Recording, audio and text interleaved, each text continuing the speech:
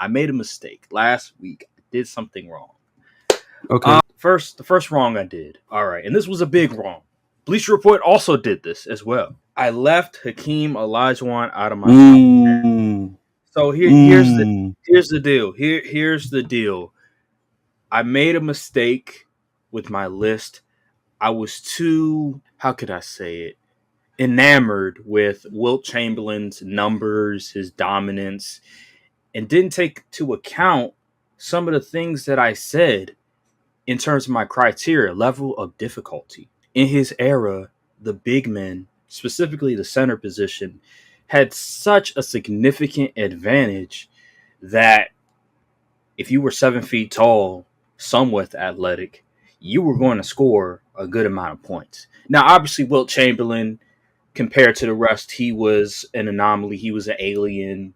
Nobody averaged 50 points per game in his era and in this era right now.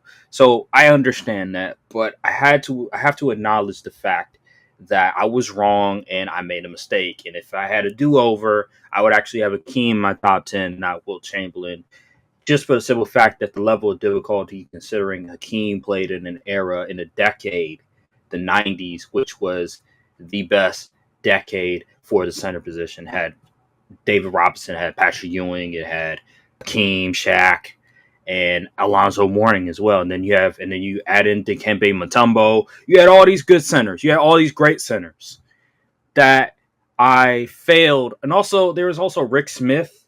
There was also Big Country. If you really want to go down that rabbit hole, if you're really a diehard NBA historian itself, there were so many good bigs, so many good centers in the 90s that I failed to acknowledge. And then also the simple fact that Hakeem Olajuwon, when he came into the league, he was great day one. He was already a really good big. So I should have acknowledged that. I should have pointed that out and had that be the reason why Hakeem be in my top 10 and not Will Chamberlain. So in future time, next time we do the list, I'm gonna have Hakeem on my list. And then number 2, I was wrong about having Tim Duncan at 6. I should have had him at 5. Just Okay. from a consistency basis in terms of my criteria, I think as great as Magic Johnson is or was, excuse me, I do believe since he only had an 8-year run in terms of his prime, I do think that I should penalize him for that, and he should be at 6 and not at 5. So if I had a do over, I would have Duncan at 5, and then I would have Magic at 6.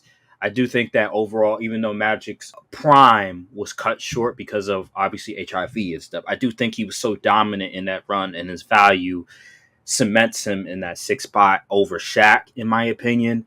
And I do think Larry Bird at 8, I might have him moved up a little bit lower. He might be at 9 or 10 compared to where he is. So there's just a couple things that I felt like I did wrong. Maybe with more time, I'll change some stuff up. But I just want to acknowledge that I was wrong about Akeem. I was wrong about Tim Duncan in his spot. I'll do better next time, and we'll move on.